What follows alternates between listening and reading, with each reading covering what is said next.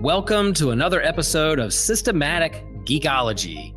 This is a space where we seek to create and cultivate healthy conversations between those things we geek out on and the philosophical and theological questions that often arise out of our fandoms. Like, what does it mean to be human? What makes a hero? What makes a villain? How do the stories and narratives we geek out on shape how we live in the world? We are your priest to the geeks. We aren't all ordained, but we see ourselves as mediators at the intersection of geek culture and going deeper in our faith. We don't always have to agree, but we do respect each other, and we see everyone as a beloved child of God. Everyone geeks out on something, so come geek out with us and enjoy the show.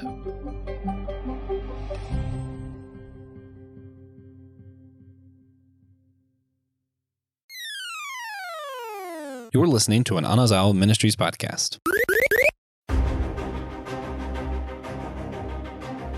What do you do when the villain can always track you down and you don't want to hurt your friends? Welcome, everyone, to the next episode of Systematic Geekology. We are the Priests of the Geeks. Continuing on through our My Hero Academia series, we'll be covering two arcs today. These, of course, are going to be the Dark Hero arc and the Star and Stripe arc. Controversial, some of this.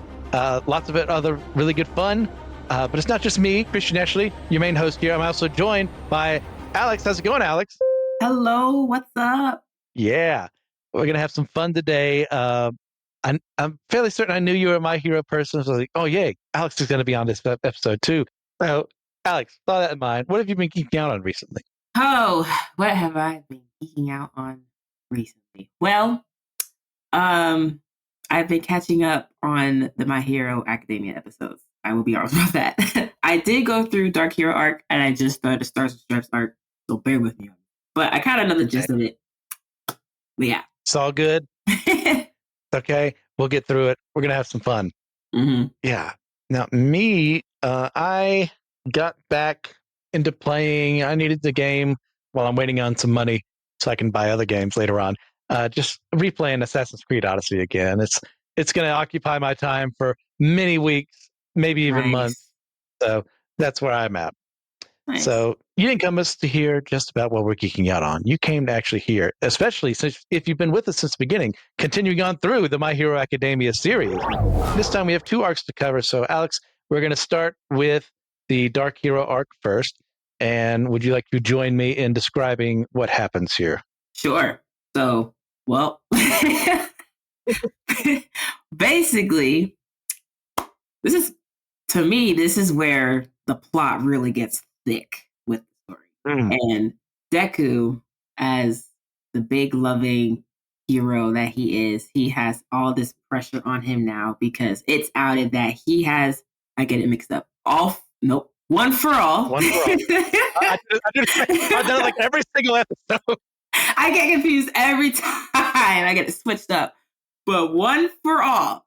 It's outed that he has one for all, and that what's his name? All Might passes down to him and all that. And so everything's destroyed because how do you say it? Tartarus got all the criminals got let out. So it's it's hell on earth everywhere.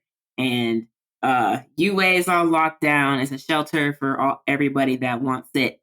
And Deku, in order to protect his friends and all the innocents and everything in UA, he leaves to try and round up all the villains around the city. But in him doing that, he pushes everybody away, pushes All Might away, just kind of seals himself off emotionally and all that, and turns into a dark hero, basically. And people mistake him as a vigilante or a villain because his uniform or costume, whatever you call it, it's all torn up and everything, and he's all oh, I'm so tired, or I'm so dark, the fate of the world is resting on me, and only I can shoulder this burden and all that. Yes. Yeah, basically. And you want me to explain the whole thing at the end? I mean, if you want to stop and let me carry on from there, sure, we can piggyback off each other. All right, there we go. Yeah, he's all there because the reason he's doing this is because All for One can track him whenever he wants because he has like ragdoll search quirk. True. So I forgot about knowing that that's the thing, he doesn't want, the villains to come after him while his friends are around because he loves them. He doesn't want to see them hurt, even though they're capable. He knows how All for One does things, so he just does things on the run. And in the process of doing all this, we see him helping out. Oh gosh, what are their names? They have actual names, but I think their hero names are Grand and Turtleneck. They're from the what's it called? Gran Torino and G. No. Well, Gran Torino is his mentor. Grand is the guy who can like do shockwaves kind of thing, who was one of the students. I know you're talking about. Yeah. Shindo, maybe? I don't know, man. I have trouble remembering one characters. There's way more than there. Like, the more characters there are, the less I remember. So, like, they're trying to do their jobs, like working as heroes, protecting people, but then Muscular shows up on the scene. And if you remember Muscular, he's all the way back when they're having their training arc in the forest. He and Deku fought against each other, and he was barely able to beat him then. And now Deku's leveled up. Muscular got out of Tartarus. He wants revenge against Deku, and it's revealed that Deku has gained some of the abilities from the other users of One for All. Deku has beaten Muscular this time around and sends him kind of back to prison. And this is when we learn that he's also been working not only with All Might, but also with Endeavor, Best Jeanist, and Hawks, who know now what One for All is. The select group knows, and more people are going to learn in this arc. And part of this is that Deku has gained some of the quirks of his past predecessors. I think we learn about Smokescreen and Fajin in this turn of events, right? Yeah, so Smokescreen is a smokescreen, pretty self-explanatory. And Fajin is kind of like a multiplier kind of effect. It's like when you kind of loosen your body up and do some exercising, and it like makes you a little stronger and faster. A kind of a lesser version of One for All, but like it works perfectly alongside One for All. Funny how that works. And then we see him being targeted by an assassin sent by All for One to murder him. Well, really just to mess with him. Lady Nagant, who we find out used to be kind of the same way that Hawks was, working with the Public Safety Commission. And she would work as their assassin, kind of taking people out, killing them as need be because they were just that bad of villains and they weren't good for the prison system or anything like that. And she has brought Overhaul with her to use him to identify Deku because he also escaped from the prison thanks to her and everything that was working with that. But he can't use his quirk anymore in the same way because, Shigaraki did what he did best and decayed parts of him. But in that process, she and Deku kind of fight one another and reach an understanding of like, oh, you're what a true hero is. I shouldn't be doing this. But because of All for One being All for One, he set something in there that would cause her to explode, but she doesn't die because we can't have an attractive woman die in this series. We need them. So she makes it through. So after this, we see the other pro heroes kind of join with Izuku and All Might, and they go down to try and figure out what All for One is doing, but it's a trap. And in the process of this, Deku is almost killed, and like All Might being the villain that All for One being the villain that he is, kind of like mocks All Might and says, "You're nothing. You're a loser." It's Deku's turn. It's his turn next for him to be savaged by me. And this is when we kind of get a little bit of what the other students are doing. Like they're very concerned about what Deku is doing because they've heard reports of him acting in a very vigilante kind of fashion, which is antithetical to their hero society. And our hero, Great Explosion Murder God Dynamite, and the rest of Class A decide to join forces to go and get Deku.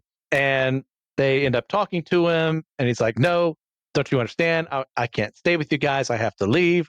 You're always in danger." And they're like, "No, we're heroes. We signed up for this." And so they have a little bit of a conflict there between them. Not really comes to blows so much.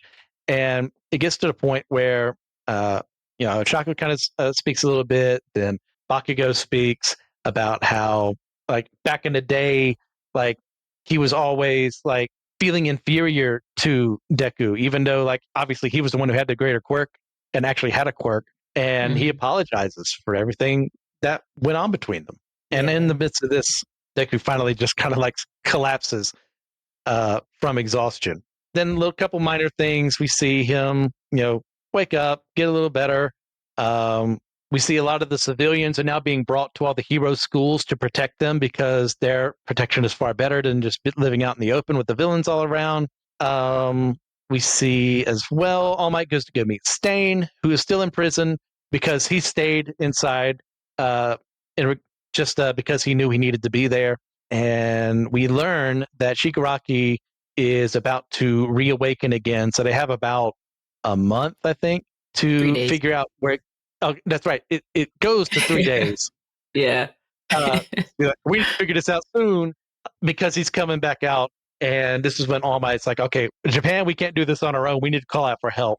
And rising to that call at the very end of this part of the arc is Star and Stripe heading straight from America to Japan. All right. So, Alex. Yes. Out of all that happens in this arc, do you have like a favorite character? Favorite character? I don't know. I like a lot of them. Deku's definitely a favorite. Yeah. But because of like what he stands for and like his come up and all that, I don't know if I have a favorite though. That's fair. They're all just really good. Yeah, they're all really good, complex characters in their own way. So, which is really cool. But yeah, my favorite. I'm gonna say I'll combine these questions. We typically do favorite and then introduce, but for the sake of simplicity, I'm gonna say mine is actually Nagant. I enjoy her backstory a lot. I mean, she's kind of what Hawks could have been if he had actually given in to despair and kind of like rejected the hero world. And there's some really good questions brought up there of like, is a society worth saving if we have to have people like them around to do the dirty business that gets brought up here? But I also really appreciate how she's wrestling with all that, but then she sees Deku trying to even save Overhaul's life, even though she knows everything he did to him and Eri and all this other stuff, and yet he's still trying to save a villain's life.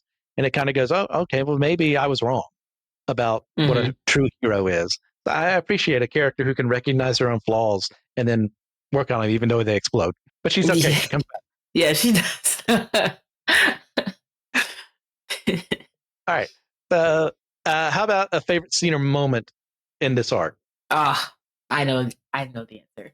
Even though I've rewatched this arc twice just to familiarize myself with it, and like the second time I had the same emotions when Class A was trying to get Deku back, and then the conversation, well, not conversation, but like the episode after that where the civilians were like, we don't want him, get the kid out of here, and Ochako was like, he's just a kid. Like those two episodes, I was like tearing up, fighting tears, crying, because I'm like, man, that's like, I don't know, like even the second run through, you would think that since you already know what's going to happen, you wouldn't like react the same way, but I was still reacting the same way because like they were, because like Deku, he's literally like on the brink of like killing himself because he wants to like save everybody, make sure everyone's good, everyone's okay.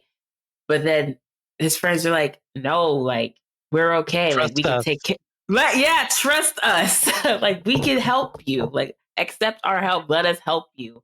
And then in the next episode, where Ochako is like, heroes are always there to help others, but who's there to help them? I'm just like, whoa, because she's right.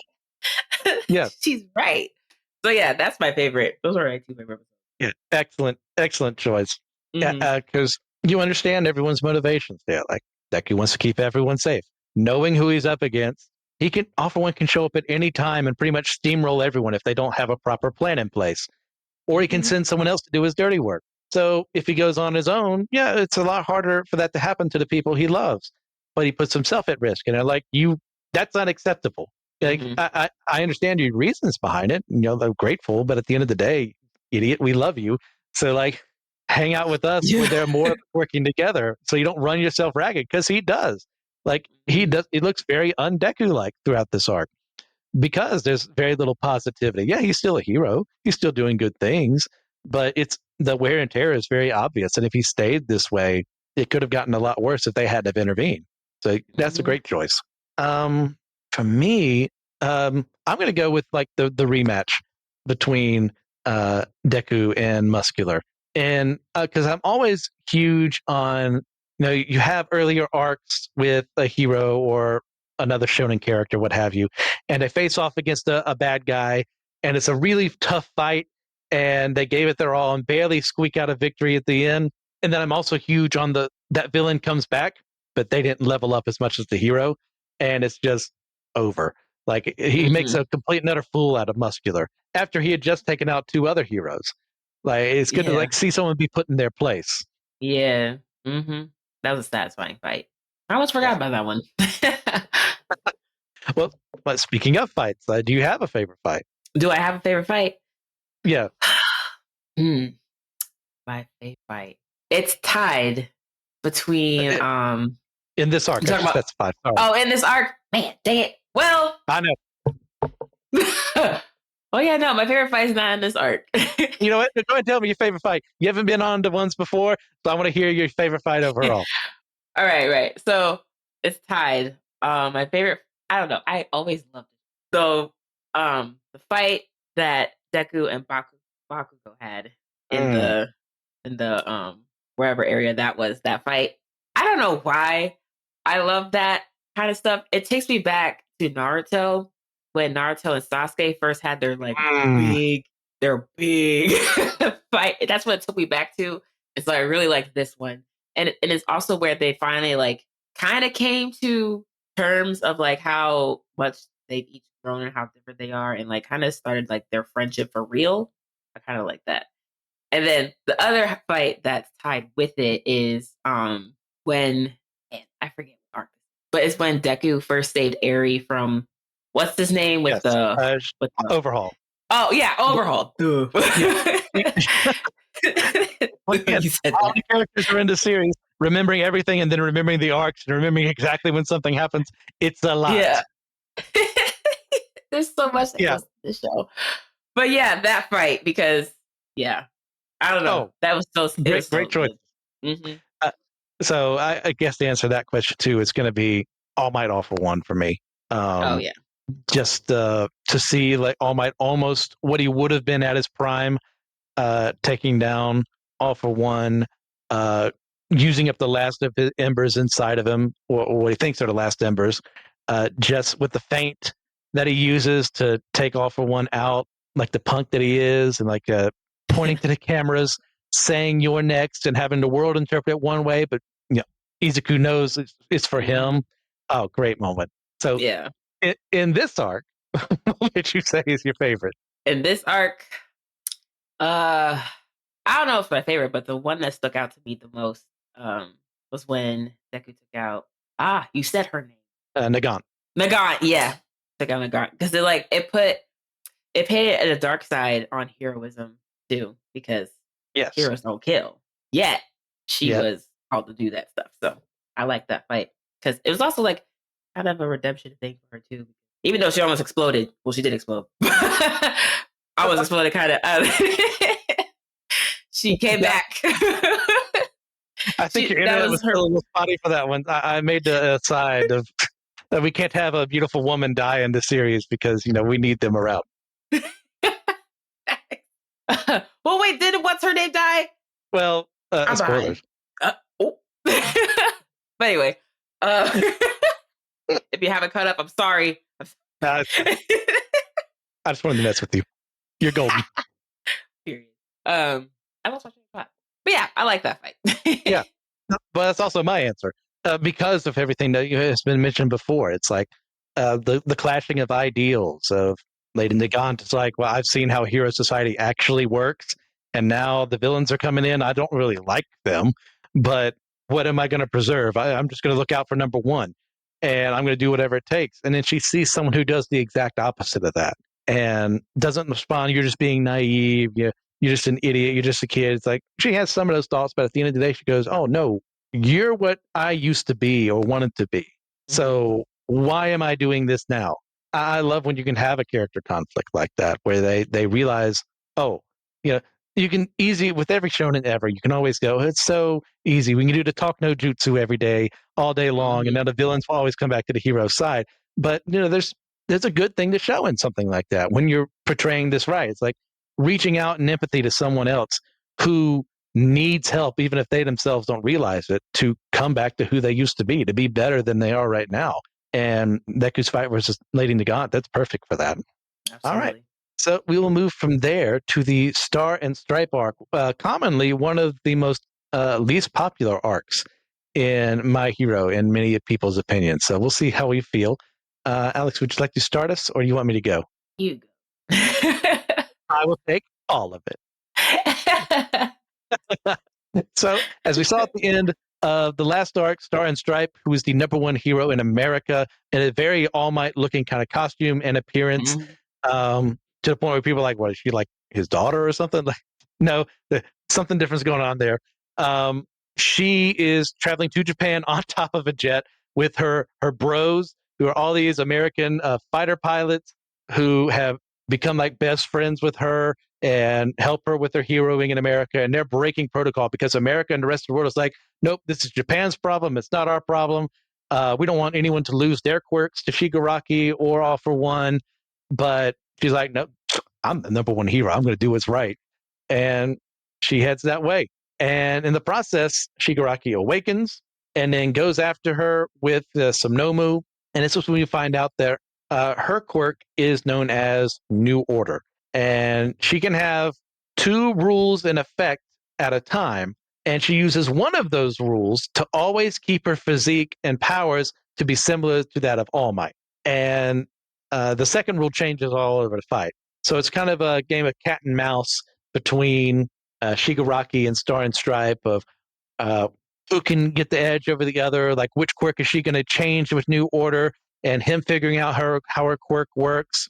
And it's revealed in all this that way earlier on when she was a kid, she was actually saved by All Might while he was, training in America back in the day. And so heavily inspired by him, she chose to make herself kind of look like him in appearance and costume. And that's why she kind of does what she does, because she wants to be the hero that he was to her, to everyone else.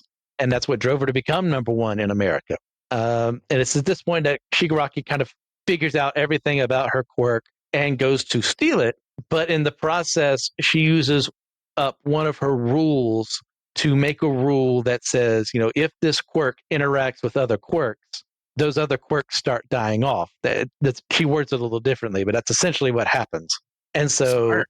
Yeah, Shigaraki kind of figures this out. As he decays her, murders her, she's still able beyond the grave to affect him. And he realizes, oh no, if I keep her quirk, I'm going to lose every other quirk that I have.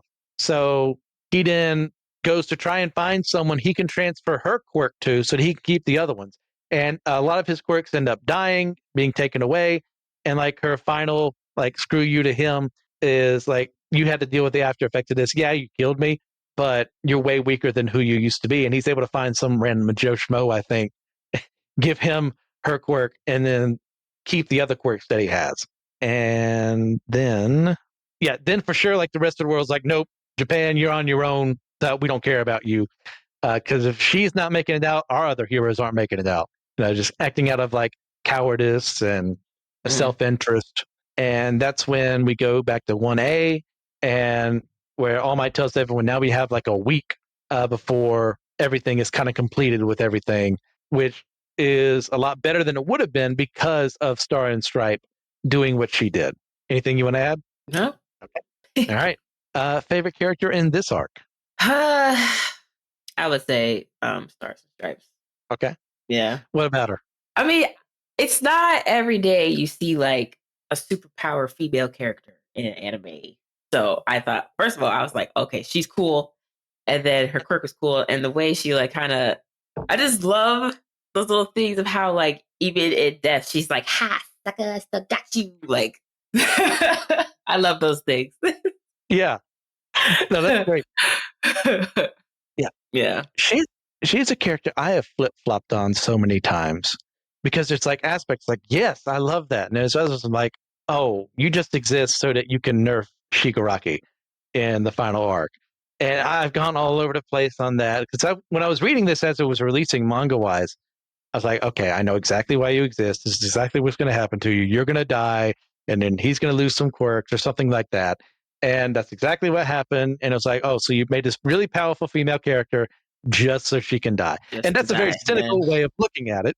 And there's a lot of criticism that can be levied that way, some of which is very valid. But over time, I've grown to appreciate her a lot more to where she is my favorite character in this arc because I've focused more on the positive aspects that she brings, in that she was inspired to be a hero by All Might, much in the same way that Deku was. But then she used her quirk in a way to become the number one hero, to look out for other people, emulating her favorite, superhero in the world. And what kind of superhero fan hasn't wanted to do that at some point in time? She got to actually live that out. And her quirk, like when you first hear about it, it's like New Order, she can make anything happen. You go, well, what? Really? That's like reality warp, and that's too powerful for the series. But it's a little lesser than what you initially think it is. There are restrictions on it. She can make herself powerful like All Might, but she can't make herself as powerful as All Might. And she only has one other rule that she can add. So there's a finite amount of what she can do and can't do. So good. Put restrictions on your characters. Great. And I love her relationship with the bros. They have actual names, I guess, but they're just American fighter pilots, and they're like doing the right thing. They're acting all very Top Gun, Maverick kind of sense of the rules say to do this, but we're going to do this because the right thing is to head to Japan and take down the threat. Because if we don't take him out now, well, what happens later on when he takes over Japan? Right. Like we're all going to be screwed. So, and like she just like lifts them up, and like they have this really fun relationship together. It's like there's no romance or anything there. It's just like there's friends having fun. Mm-hmm. And of course, her final action, as you mentioned, is stupendous. Yes, is it used essentially as a narrative way to just get rid of a lot of Shigaraki's quirks, to make him nerfed a little bit, to make it more understandable when Deku will eventually, spoilers, beat him, because that's how, shonen manga is supposed to go. Yes, but she does it in a really cool way. Mm-hmm. And I'm still a little upset that we lose her. And that's one thing we're going to be asking a question later on about how we would have changed aspects of some of these arcs. And one of these would have been, just to give you some spoilers about what I'm going to say without going into full detail, is to actually have Deku train under her for a while. And so we know a little bit more about her, so that when she does go, there's more of an impact. Because I feel like there's still not as high of an impact as it could have had, but she still does a great job. And I say that after like years of wrestling with this, it's like strong female character just to be wiped out and murdered. It's not fridging in the case of like it would be for other characters, but it's not really the best portrayal. But she herself is a good character.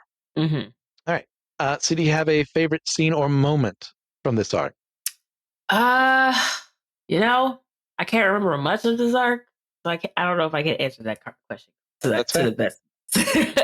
It's been a while since I've last seen it. That is perfectly fine. That's one of the shortest ones. I think it's like 5 chapters and 2 episodes, but that's out of 500 some chapters, hundreds of episodes. I get it. Mm-hmm. No offense taken there. I'm going to go, it's part of her fight with Shigaraki where she like kind of creates almost like a giant stand, a la JoJo's, and compresses the air around him in a weird way to try and like kill him for good. And it's this really cool scene that unfortunately doesn't work because she's not the main hero. It's not her fault. But like it looks really cool. And she uses the rules as best as possible, but it's also nice on Shigaraki's side of things because he realizes just not how weak she is, but what there are restrictions on what she can do. Because otherwise, he should be dead if she were able to do exactly what she said she was able to do. So it's good for the hero side of things and the villain side of things. Mm-hmm. And this one's a bit of a cheat since there's only one fight in this arc. Once again, 5 chapters. What's your favorite? Yeah. It's just this one, right? No. Do you have anything to add? No, not really. Like I said before, I thought it was cool. She in death, she was like, ha ha. But she still did help, but it also did suck that she. Yes. I mean, it's the only fight in the arc. It's my favorite in the arc by default. And it's fun. Is it the greatest fight in My Hero? No. But there are stakes involved. Yeah, would I have written it differently? Yes. But for what we have in front of us, she is very capable. She's not an idiot. Like she plans things accordingly. It's not her fault. She's going up against someone who is intelligent enough to figure out her faults to where he is able to then take her out. While at that same time, she also realizes her faults and then uses them against Shigaraki. So, like, I think that's enough to make both characters competent without one making a character an idiot or anything like that. So it works fine for me. All right. So both of these arcs together. Just thinking real quick, going back to Lady Nagant, she has that whole thing where she, much like Hawks, wanted to be a hero and was trained to become like this super assassin instead, taking out threats versus, being a hero that everyone saw out in the streets. Because the idea being is that she was protecting that society. What do you think about what it's trying to say about something like that? Is a society like that worth saving? A society, like what society you talk about? Like her a society that has to have someone like her around to protect it. Is that society worth saving?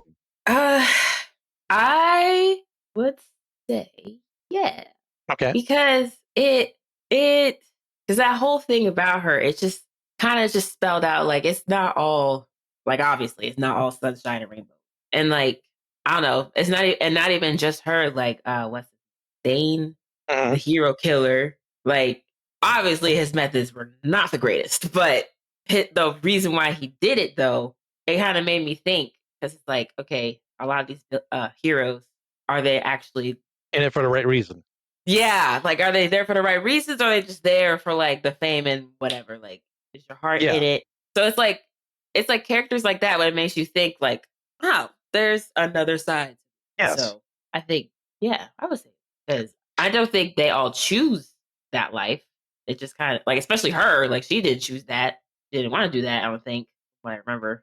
So, but I think at the end of the day, I think somebody. Not to sound crazy, I feel like somebody has to do something like that because, like, yeah, like heroes don't kill, but I feel like there are times where you have no choice but the world.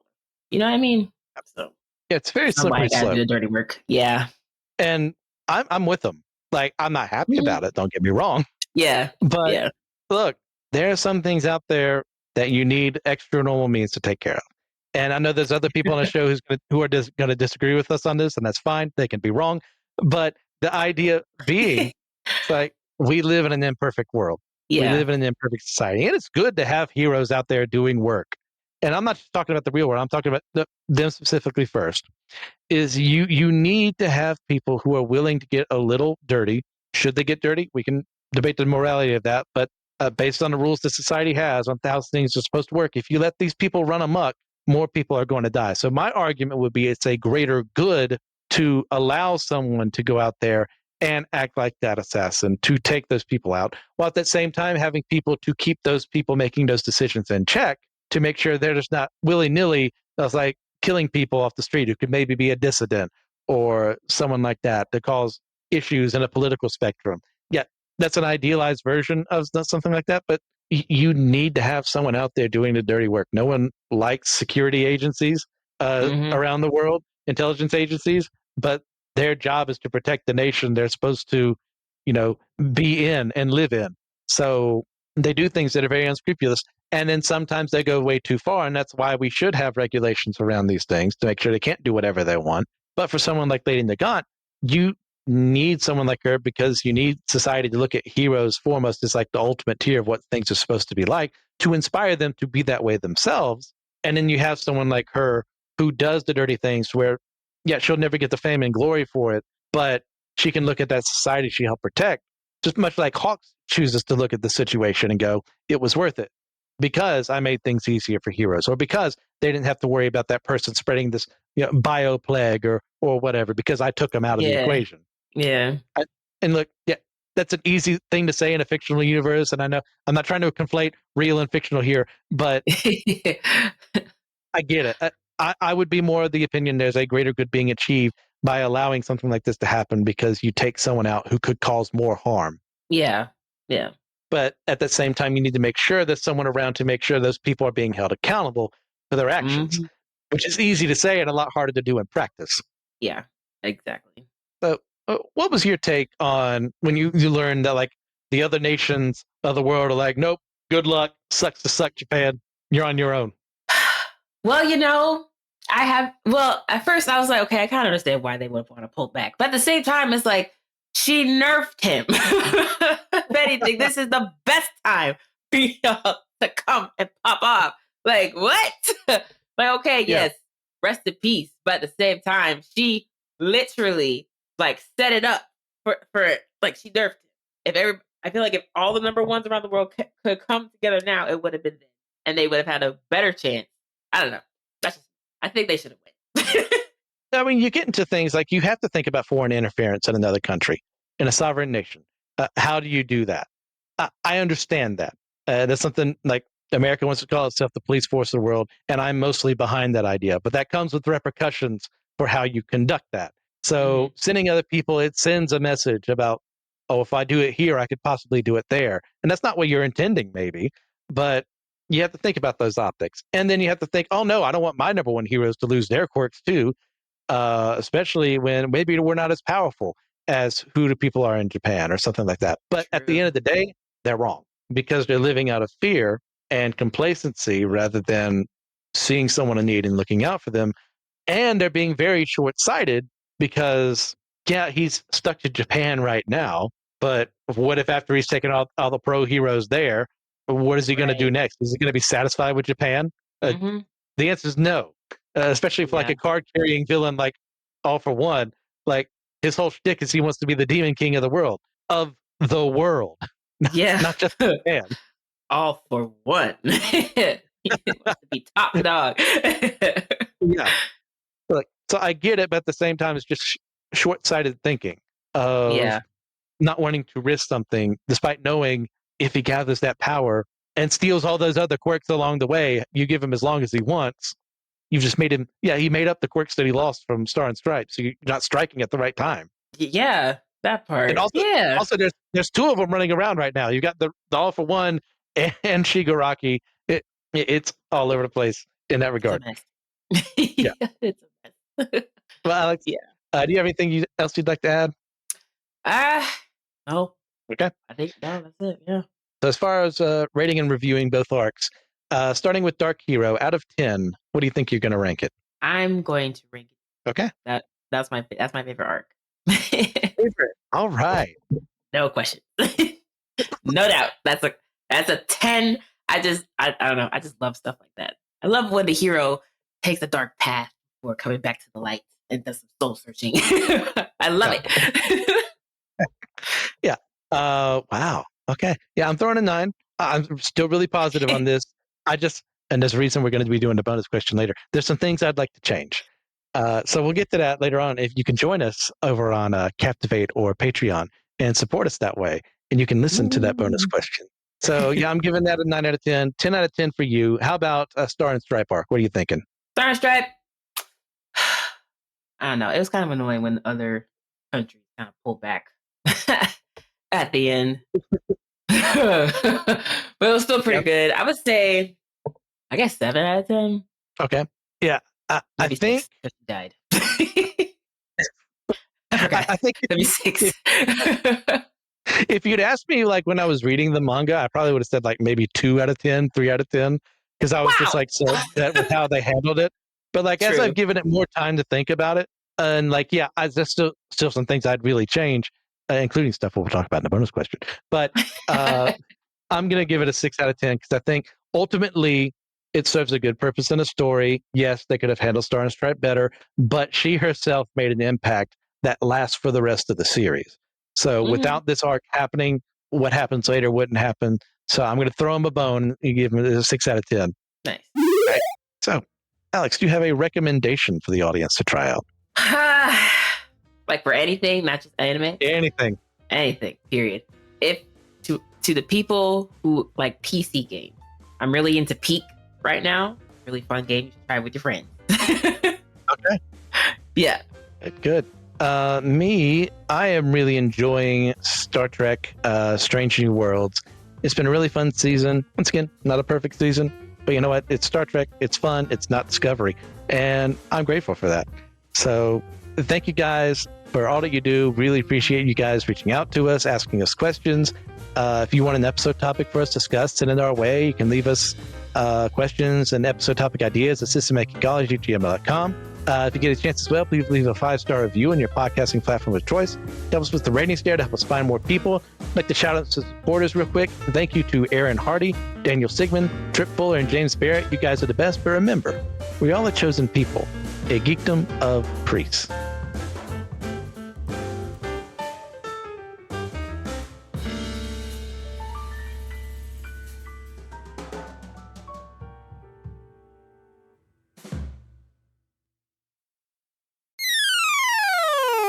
Hey, podcast fam. Want to stay even more connected with the show?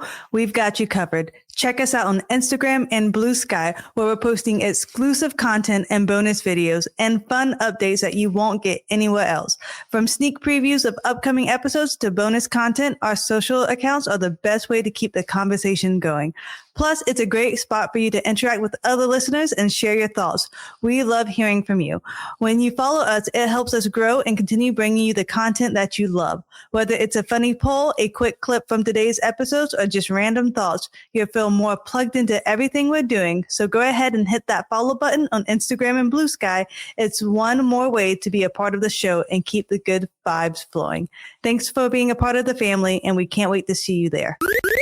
Hi, friends. It's Laura here, and I just wanted to say thank you for listening to our show.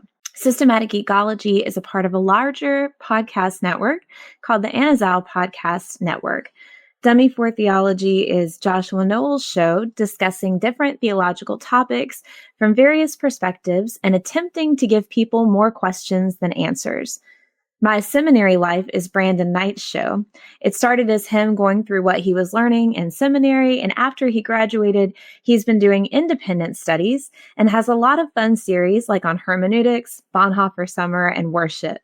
And then Friday Night Frights is a monthly show with Christian Ashley and Joe Day. They have a vote on the Systematic Geekology Facebook group to choose a topic each month and discuss everything from cryptos to ghosts to aliens to serial killers and more. So we hope you'll give it a listen, and thanks for being part of what we're putting out there.